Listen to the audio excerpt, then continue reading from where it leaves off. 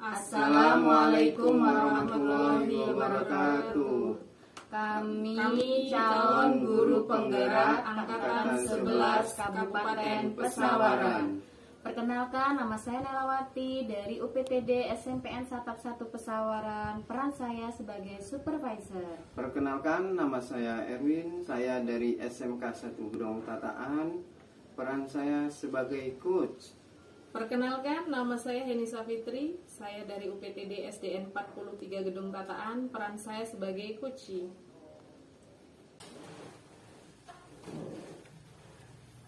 Selamat siang Pak Erwin. Siang Bu. Jadi sesuai dengan kesepakatan dengan saya, jadi nanti saya akan menjadi pengamat kemampuan Bapak dalam menerapkan coaching bersama Bu Heni ya Pak. Iya Bu. Jadi nanti kita akan menggunakan rubrik penilaian coaching ya. Iya. Ya, nanti saya akan menggunakan rubrik penilaian karena yakni kurang, cukup, baik, sangat baik, begitu ya Pak. Iya Bu. Baik Pak, sekarang kompetensi apa yang ingin Bapak butuhkan untuk coaching ini? Baik Bu, kompetensi yang saya butuhkan untuk coaching ini ada 3 kompetensi, yakni kesadaran penuh, mendengarkan aktif, dan menyampaikan pertanyaan yang berbobot. Baik Pak, jadi yang ingin Bapak kembangkan adalah kompetensi kesadaran penuh, mendengarkan aktif, dan menyampaikan pertanyaan berbobot ya Pak ya. Betul. Nah, dari ketiga kompetensi tadi Pak, kompetensi yang mana yang ingin kembangkan secara spesifik Pak? Dan tolong Bapak sebutkan seperti apa? Makasih. Dari ketiga kompetensi yang secara spesifik ya akan saya kembangkan adalah kompetensi kesadaran penuh yang indikatornya ada 4. Yang pertama, fokus pada materi yang akan dikembangkan. Terus yang kedua, indikatornya adalah menatap lawan bicara. Yang ketiga, melakukan hal lain kecuali mencatat hal-hal penting saja. Nah, yang keempat adalah memperhatikan apa yang disampaikan oleh coaching. Baik, berarti nanti yang ingin dikembangkan secara spesifik kesadaran penuh ya Pak ya, dengan indikator tadi menatap lawan bicara, fokus penyelesaian masalah, tidak melakukan hal lain. Nah, untuk mengukur kompetensi itu tercapai bagaimana dan kapan Pak untuk melakukan hal itu? Insya Allah nanti ini Ibu saya akan melakukan coaching dulu dengan teman sejawat ya saya Bu. Baik, selanjutnya ini nanti kita akan melakukan coaching. Jadi saya nanti akan mengamati dan akan memberi tanggapan sesuai dengan yang Bapak harapkan ya Pak ya. Iya Bu. Ya, silakan Pak. Bu. Assalamualaikum Bu. Waalaikumsalam Pak. Bagaimana kabarnya Bu? Alhamdulillah, kabar baik Pak. Alhamdulillah. Bolehkah kita berbincang-bincang terlebih dahulu? Iya Pak, boleh. Tidak mengganggu kan ya? Oh tidak Pak. Ini baiklah, semoga pembicaraan kita hari ini bermanfaat ya Bu ya. Iya Pak. Akhir-akhir ini saya perhatikan Ibu ini sepertinya tidak bersemangat. Apa ada yang mengganggu pikiran Ibu Eni sebelumnya? Oh iya Pak, terima kasih banyak ya Pak ya sudah memperhatikan saya dan membantu saya Pak. Jadi kira-kira apa yang bisa saya bantu ya Bu ya? Iya Pak, di sini saya mau berdiskusi Pak tentang keaktifan guru-guru di sekolah kita Pak. Oh begitu. Jadi rencana pertemuan kita kali ini mengenai keaktifan guru-guru di sekolah kita ya. Iya Pak. Kalau boleh tahu tujuan membahas kondisi guru-guru di sekolah kita untuk apa ya Bu? Iya, tujuannya yaitu agar pembelajaran di sekolah kita itu kembali kondusif dan berpihak kepada murid. Baik Bu, situasi pembelajaran yang kondusif dan berpihak pada murid itu yang seperti apa nih Bu? Iya, situasi yang mendampingi murid menuntun dan berpihak kepada murid, Pak. Bisakah Ibu jelaskan apa masalahnya Ibu? Iya, Pak. Jadi gini, Pak, di sekolah kita itu ada guru-guru, pokoknya di akhir-akhir ini ya, Pak ya, itu sering guru-guru itu tidak hadir, Pak, ataupun hadir tapi beliau itu tidak masuk kelas dan meninggalkan jam pelajaran seperti itu ya, Pak ya. Jadi sudah saya observasi di situasi yang saya alami sendiri, Pak. Jadi kelas guru tersebut kan kosong, Pak. Itu anak-anaknya itu mengganggu, Pak. Ada yang keluar-keluar, kemudian bertaburan, kemudian mengganggu kelas yang lain. Terus murid-murid itu kan ada yang mengintip kelas sebelah, melongok lewat jendela dan lain sebagainya seperti itu, Pak. Jadi ada kekhawatiran ya, Pak ya. Ada kekhawatiran kalau mereka itu bermain di luar, khawatirnya mereka itu berantem dan lain sebagainya, karena hal itu kan terjadi di lingkungan sekolah kita, Pak. Tentunya itu menjadi tanggung jawab kita bersama, Pak. Ini Bu Heni pengennya ngomongin situasi saat ini ya, yang ada beberapa guru tidak masuk ke dalam kelas supaya guru-guru tersebut bisa kembali aktif melaksanakan pembelajaran dengan penuh tanggung jawab. Maunya kayak gitu ya, Bu ya? Iya, betul, Pak. Jadi saya pikir memanai pembelajaran itu yang sebenarnya. Jadi seorang guru itu bisa menuntun anak-anak, kemudian pembelajaran itu berpihak kepada murid. Apa sih yang Ibu Heni tahu tentang guru-guru yang sekarang tidak melaksanakan pembelajaran ini saat ada jam mengajar? Kalau sering tidak masuk ke kelas, bagaimana menuntun murid gitu? Sedangkan saat ini ketetapan hati guru perlu fokus menyediakan suasana dan proses pembelajaran yang menguatkan dan menumbuhkan motivasi murid. Nah, apa yang Ibu Heni tahu tentang diri guru-guru tersebut yang tidak melaksanakan pembagian dengan baik? Iya, Pak. Mungkin paradigmanya ya, Pak ya. Jadi paradigma guru-guru itu mereka melaksanakan tugasnya itu hanya sekedarnya saja. Melaksanakan pembelajaran itu mereka beranggapan udah sih nggak usah ngoyo-ngoyo seperti itu ya.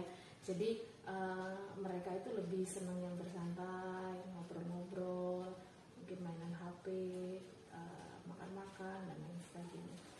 Sebenarnya hal tersebut boleh saja, Pak, asalkan hanya sesekali gitu ya, Pak ya, tidak keterusan seperti itu. Dan mereka juga berpikiran bahwasanya guru lain juga sering nih nggak masuk seperti itu, Pak ya. Padahal tidak masuknya itu mungkin ada kepentingan lain, Pak, misal sakit ataupun ada kegiatan-kegiatan lain di luar, ataupun mengikuti pelatihan, webinar, KKG dan lain sebagainya yang sebenarnya tujuannya itu adalah untuk meningkatkan profesional guru itu dalam proses pembelajarannya seperti itu. Kita ngobrolin tentang berapa orang sih, Bu? 10 orang atau di bawah 5 yang harus dihandle? Ya, sebenarnya tidak banyak ya, Pak ya, mungkin hanya di bawah 5 ya, Pak ya. Oke. Buat apa ukurannya keberhasilan pertemuan kita kali ini, Bu? Ya, pertemuan kita kali ini yaitu untuk memberdayakan guru-guru itu ya, Pak ya. Jika guru-guru di sekolah itu menjadi aktif kembali seperti sedia kala, maka dalam pelaksanaan pembelajaran bersama murid itu juga akan lebih kondusif. Apa yang bisa Bu Heni lakukan agar membuat mereka berubah perilaku? Iya, saya akan mengadakan briefing mungkin ya, Pak ya, seminggu sekali mengenai kinerja guru agar progres terpantau kompetensi gurunya, Pak. Apakah jangka waktu 1 minggu sudah efektif, Bu, untuk dilakukan evaluasi briefing?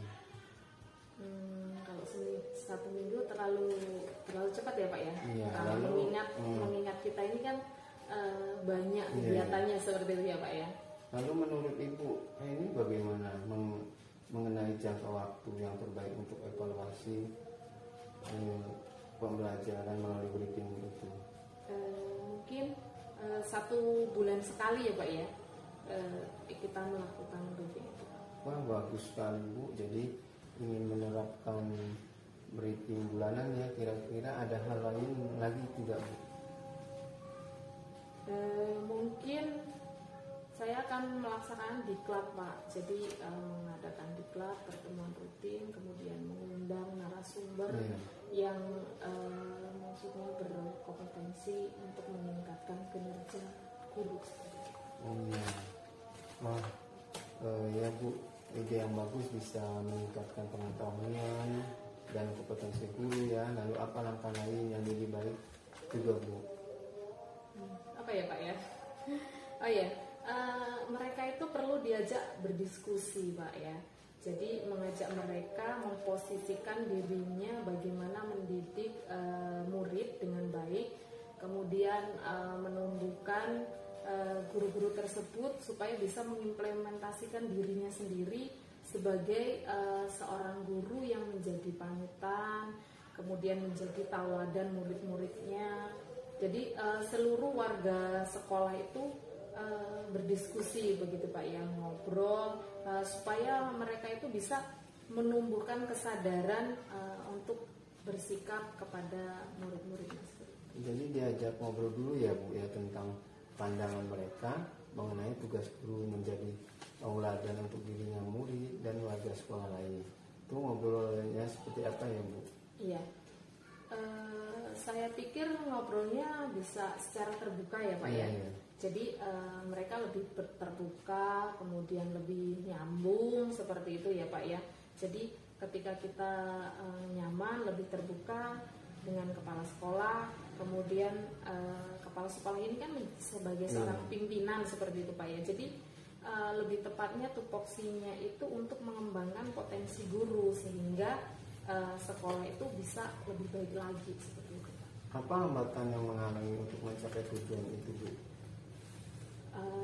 Mungkin bisa saja ya Pak ya, kalau misal nih dipanggil secara langsung seperti itu ya untuk di briefing oleh kepala sekolah, kita atau ditegur langsung, itu tentunya kan di sisi lain kita merasa malu, kemudian mungkin ada yang merasa kecewa atau bahkan marah gitu karena teguran itu secara langsung. Jadi bagaimana Bu solusinya? Ya, kalau menurut saya, kami semua warga sekolah ini kan harus berkomitmen seperti itu Pak ya, harus memiliki komitmen, artinya berkomitmen melaksanakan tugas-tugasnya seperti itu Pak ya.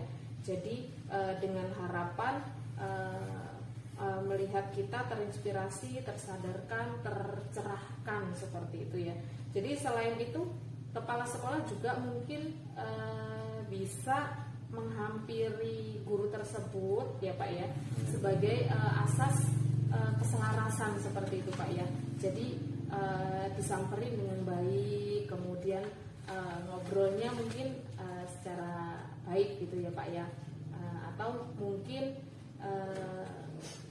secara terbuka seperti itu, bukan langsung ditegur langsung di depan umum seperti itu. Nah, kira-kira siapa Bu yang bisa membantu Ibu menjaga komitmen? Iya, tentunya untuk menjaga suatu komitmen itu ya Pak ya, kita seluruh warga sekolah itu ikut serta seperti itu ya Pak ya. Jadi saling memotivasi Pak untuk menciptakan budaya positif, kemudian motivasi intrinsik dari diri guru tersebut, sehingganya di sekolah itu dengan murid-murid itu lebih kondusif. Kemudian juga kepala sekolah juga sebagai pimpinan sekolah Pak. Jadi untuk mencapai perubahan yang lebih baik, saya juga akan mengajak semua rekan guru, kemudian staf-staf yang lain itu untuk menghadap ke kepala sekolah Pak. Artinya kita mengungkapkan apa sih ide-ide kita, apa sih hal-hal yang ingin kita sampaikan ke kepala sekolah. Wah, luar biasa. Berarti Bu Heni ingin menguatkan jiwa guru ya, lebih lagi ya Bu, dengan memberikan teladan disiplin, tanggung jawab. Luar biasa Bu, keren. Kalau bisa dijalani pengajuan usul ke kepala sekolah tadi, saya dengarnya di awal tadi sedih juga ya Bu, gimana sekolah ini kalau gurunya malah tidak muncul kesadaran. Setelah diskusi kita ini Bu, ini bisa lebih melihat sesuatu yang lain tidak? Oh iya Pak, setelah ngobrol-ngobrol ya Pak ya, kita setelah ngobrol-ngobrol ini, saya juga bisa melihat bahwasanya guru-guru itu nanti bisa diajak bertanggung jawab Pak, seperti itu, yaitu dengan cara yang berbeda-beda Pak. Artinya ngobrol dengan cara yang terbuka itu lebih nyaman, seperti itu Pak ya. Jadi kita bisa membuka potensi dari guru-guru tersebut, seperti itu Pak. Baik Bu, luar biasa banget. Saya penasaran nih hasil briefingnya, ngobrol mengenai potensinya, diklat dan lain-lain nanti ya. Oh ya Bu, bagaimana nih Ibu perasaan Ibu setelah kita ngobrol?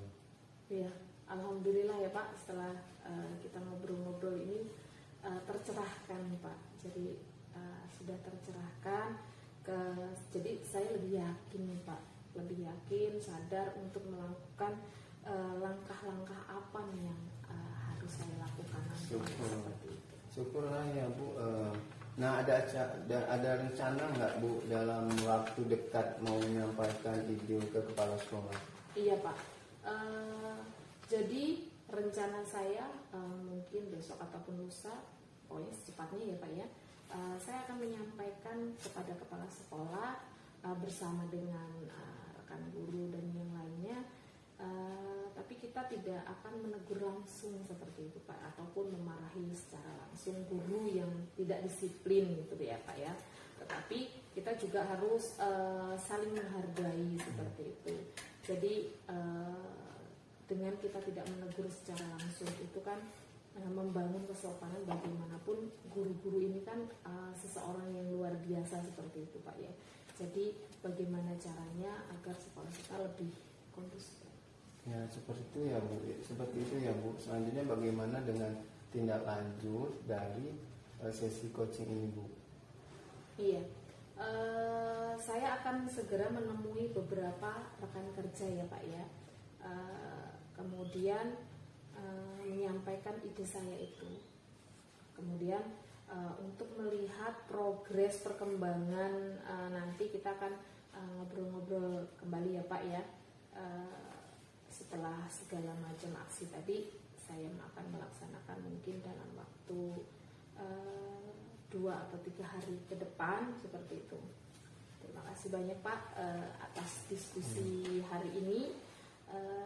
Mudah-mudahan dari hasil obrolan ini tadi ada pencerahan untuk saya, kemudian bisa membantu rekan-rekan untuk lebih aktif lagi dalam kegiatan pembelajaran, sehingga pembelajarannya itu disiplin lagi. Wah keren Bu, selamat ya sudah mendapatkan gambaran yang sudah jelas, dan jangan lupa hubungin saya kalau butuh support. Iya Pak, terima kasih banyak untuk supportnya Pak. Ya Bu, sama-sama, semoga bermanfaat untuk kita semua ya. Saya juga dapat pengetahuan baru yang ini dari situasi sekolah kita tadi. Iya Pak, terima kasih banyak. Saya mohon undur diri ya Pak ya, masih ada kegiatan. Bagaimana Pak percakapan coaching tadi? Alhamdulillah Bu, lancar. Alhamdulillah. Kalau begitu langsung saja kita membahas analisis catatan situasi yang saya perhatikan tadi ya Pak ya. Baik Bu. Nah sebelumnya saya ingin tahu apa yang sudah Bapak lakukan dengan proses coaching untuk mengembangkan kompetensi kehadiran penuh serta untuk mencapai indikatornya ya Pak ya. Saya sudah melakukan fokus pada lawan bicara. Nah, kemudian saya juga tidak melakukan hal-hal lain kecuali mencatat hal-hal lain kecuali mencatat hal-hal kemudian selanjutnya saya fokus memperhatikan apa yang disampaikan coaching. Baik Pak, sudah menyampaikan apa yang sudah dilakukan untuk mencapai kompetensinya. Nah sekarang saya akan menyampaikan penilaian saya untuk kesadaran penuh. Bapak sudah menceraskan badan pikiran, hati Bapak pada percakapan coaching ya, itu sudah sangat baik Pak. Untuk mendengarkan secara aktif sudah baik Pak, dan untuk memberikan pertanyaan yang berbobot juga sudah baik. Nah, Ibu, Bapak sebagai coach sangat mendorong perbaikan atau pengembangan guru di sekolah Bapak. Bahkan Bapak juga menghampiri coach tadi ya Pak ya, dengan rendah hati. Bapak sudah memotivasi, mengembangkan kompetensi rekan sejawat Bapak. Bapak sudah baik menanyakan bagaimana perasaan coaching, memberikan pertanyaan berbobot, menggali sebanyak-banyaknya potensi yang dimiliki oleh rekan Bapak, merangkum, mengapresiasi dan memfokus penyimak dengan kesadaran penuh, mengarahkan ya untuk menemukan solusi dari permasalahannya sendiri.